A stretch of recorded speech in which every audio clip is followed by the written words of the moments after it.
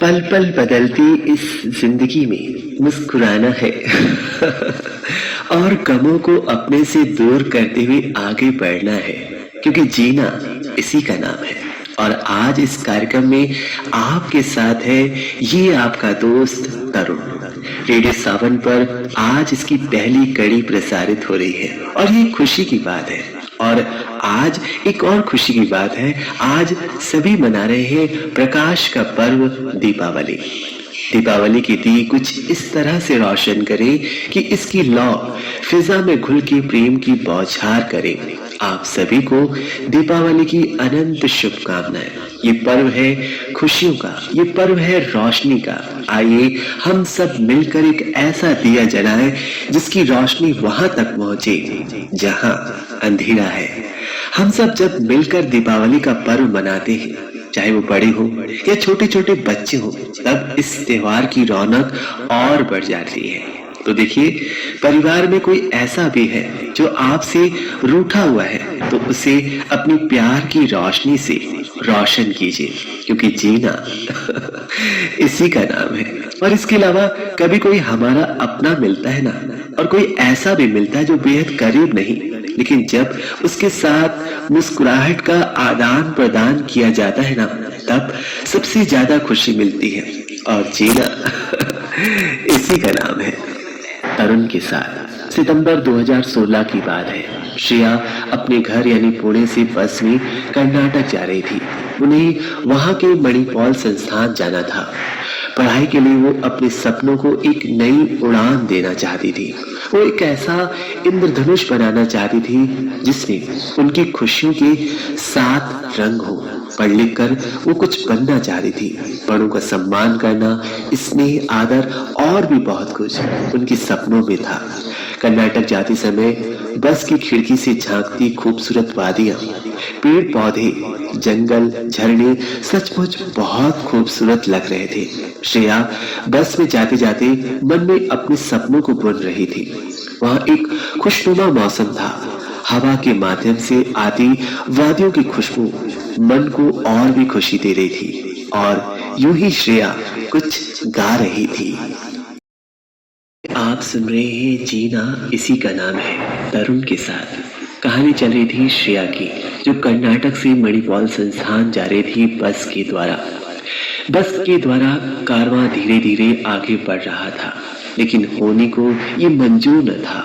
रास्ते में उनकी बस अचानक पलट गई। जोर जोर से चीखने चिल्लाने की आवाजें आने लगी। बस के पलट जाने से श्रेया को काफी चोटें आई। उनके शरीर से तेजी से खून बह रहा था। उनकी आंखों के सामने अंधेरा छाने लगा। श्रेया बहुत कोशिश कर रही थी वो कैसे भी करके बस की खिड़की से बाहर निकले, लेकिन ये दुर्घटना के कारण उनके हाथों ने काम करना बंद कर दिया था। वो जोर जोर से रोने लगी, लेकिन श्रेया ने हिम्मत नहीं हारी। कहते हैं भगवान उन्हीं की मदद करता है जो अपनी मदद स्वयं करते हैं। श्रेया ने पूरी ताकत लगा दी और वो जैसे तैसे बस से आखिर बाहर निकल आई, लेकिन खून काफी बह चुका था और उनके हाथों में जो हरकत होनी चाहिए थी वो बिल्कुल भी नहीं थी, क्योंकि इस दुर्घटना से उनके हाथ बुरी तरीके से शत विशत हो चुके थे। आप सुन रहे हैं जीना इसी का नाम है, तरुण के साथ। इस कार्यक्रम में आइए आपको बताते हैं आगे की कहानी। श्रेया की मेहनत और कोशिश उस पलटी हुई बस से उसे बाहर निकाल लाई, लेकिन उनकी मुसीबत वहां खत्म नहीं हुई। उनके हाथों ने काम करना पहले ही बंद कर दिया था, क्योंकि उनके हाथ दुर्घटना में बुरी तरह से शिकार हो गए थे। श्रेया को आसपास के लोगों ने हॉस्पिटल पहुंचाया। श्रेया की मुश्किलें बढ़ती जा रही थी। ऑपरेशन थिएटर में जब डॉक्टरों ने उनके हाथों को देखा तो वे काफी परेशान हो गए। श्रेया के हाथ बुरी तरह से खराब हो गए थे इस एक्सीडेंट में। डॉक्टर ने न चाहते भी श्रेया के दोनों हाथ काट दिए। श्रेया को जब होश आया और उन्होंने जब दोनों हाथों को न देखा तो वो जोर जोर से रोने लगी। लेकिन वहां के डॉक्टरों ने उनकी हिम्मत बढ़ाई कि जिंदगी ऐसे खत्म नहीं होती। कई लोग ऐसे भी हैं जिनके दोनों हाथ और दोनों पैर भी नहीं हैं, लेकिन फिर भी वे खुशी खुशी जीवन बिता रहे हैं। आप हिम्मत नहीं हारिए, उस ऊपर वाले पर भरोसा रखिए। और शिया की हिम्मत बढ़ाई गई और उन्हें प्रोस्थेटिक हाथ दिए गए थोड़ा बहुत काम करने के लिए। जीवन पर आप सुन रहे हैं जीना इसी का नाम है, तरुण के साथ। शिया ने बहुत कोशिश की प्रोस्थेटिक हाथों से काम करने की। वे लगातार डॉक्टरों के संपर्क में रहती थी। वहां के डॉक्टर सुब्रमण्यम अय्यर ने उन्हें ट्रांसप्लांटेशन के बारे में बताया। हालांकि वहां के जो डॉक्टर थे उनके लिए ये ट्रांसप्लांटेशन बिल्कुल नया था, क्योंकि उन्होंने ऐसी कोई तकनीक का इस्तेमाल पहले कभी नहीं किया था। लेकिन जैसे ही शिया ने ट्रांसप्लांटेशन के बारे में सुना तो वे तुरंत इसके लिए तैयार हो गई और उन्होंने ठान लिया कि उन्हें यही करवाना है। डॉक्टर ने शिया को बताया कि कोई ऐसा डोनर की तलाश की जाएगी जिसकी हाल ही में मृत्यु हुई है और उनके परिवार वाले शिया को डोनर के हाथ दान में देने के लिए तैयार हो जाए। शिया ने जैसे ही डॉक्टरों के मुख से यह बात सुनी, उनके मन में फिर से खुशी के तार छिड़ने लगे। लेकिन ये राह इतनी आसान नहीं थी। डोनर मिलता और फिर उनके परिवार वालों को राजी करना, ये बहुत बड़ी बात थी। धीरे धीरे दिन बीतने लगे, डोनर की तलाश की जाने लगी और ऐसे करते करते दिन बीतते गए और शिया के आंखों में एक उम्मीद की किरण जागने लगी कि शिया के आंखों में एक उम्मीद की किरण जागने लगी कि आने वाले समय में भगवान उनकी मदद जरूर करेगा और कोई ऐसा चमत्कार करेगा जिससे उनका भावी जीवन फिर से पटरी पर आ जाए। पर आप सुन रहे हैं कार्यक्रम जीना इसी का नाम है, तरुण के साथ। साल 2017 की घटना है। शिया की उम्र के बराबर सचिन की मौत की खबरें आई।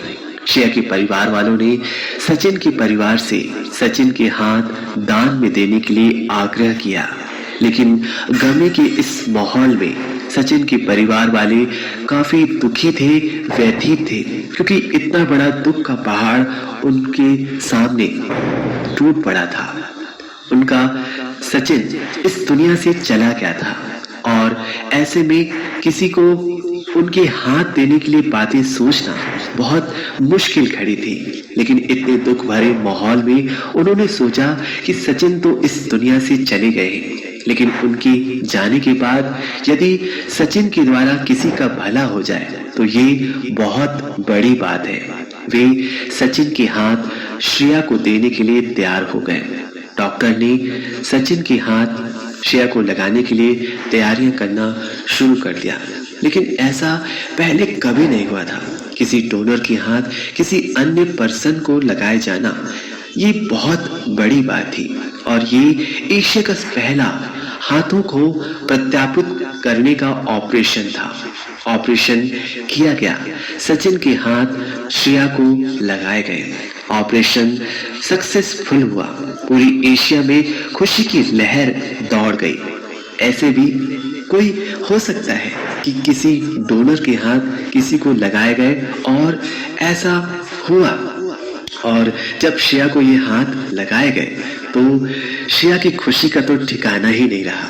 वो खुशी से झूम उठी और बहुत प्रसन्न हो गई। और ये सब हुआ था उस डॉक्टर की मेहरबानी से जब श्रेया को सचिन के हाथ लगाए गए। सुन रहे कार्यक्रम जीना इसी का नाम है, तरुण के साथ। साथियों, जीवन हमें हमेशा एक ही बात सिखाता है, उम्मीद हमेशा कायम रखो और उस ऊपर वाले पे भरोसा रखो। श्रेया सचिन के हाथों को पाकर भगवान को धन्यवाद दे रही थी। थोड़ी सी जांचों के बाद श्रेया को हॉस्पिटल से छुट्टी मिल गई, लेकिन समस्याएं अभी श्रेया के साथ थी। यही तो जीवन है, समस्याएं आती जाती रहती है। बस समस्याओं से हम सभी को मुख नहीं मोड़ना चाहिए, क्योंकि जीना इसी का नाम है। किसी लड़की को लड़के के हाथ लगाए गए थे और लड़कों के हाथ लड़कियों से थोड़े भिन्न होते हैं, और शिया को जो हाथ लगाए गए थे वे उनके हाथों के रंग से बिल्कुल अलग थे। कोहनी से हथेली तक के हाथ सचिन के थे, लेकिन भगवान जो भी करता है अच्छे के लिए करता है। कुछ दिन बाद शिया के जो हाथ लगाए गए थे वो उनके हाथों से मेल खाने लगे, और ये बदलाव हार्मोनिकल था, क्योंकि पहले वे लड़के के शरीर से वे हाथ जुड़े हुए थे, अब शिया के हाथों से जुड़ गए थे, और धीरे धीरे उनके शरीर से उनके हाथों का रंग मेल खाने लगा। ये बदलाव हार्मोनिकल था। अब श्रेया आसानी से लिख लेती है और कोई भी कार्य आसानी से कर लेती है। ये सब देखकर उनके परिवार वाले बहुत खुश हैं और उस ऊपर वाले को बहुत बहुत वे धन्यवाद देते हैं कि राह कैसी भी हो, मुश्किलें चाहे कैसी भी हो, वो आसान हो सकती है। बस हम सबको उस ऊपर वाले पे भरोसा रखना है। और ये सब हुआ श्रेया के साथ। उनका भावी जीवन फिर से पटरी पर आ गया और जीवन फिर से बदल गया और बहुत सारी खुशियां आई सचिन के हाथों को पाकर, जब श्रेया इतनी ज्यादा खुश हुई। बस हम सबको उस ऊपर वाले पर भरोसा रखना चाहिए और जीना है, और जीना है क्योंकि जीना इसी का नाम है। रेडियो सावन पर आप सुन रहे हैं कार्यक्रम जीना इसी का नाम है तरुण के साथ। ये तो थी कहानी श्रेया की, जो पल पल हम सबको ये सीख देती है कि जिंदगी में समस्याएं हैं तो उनके समाधान भी है।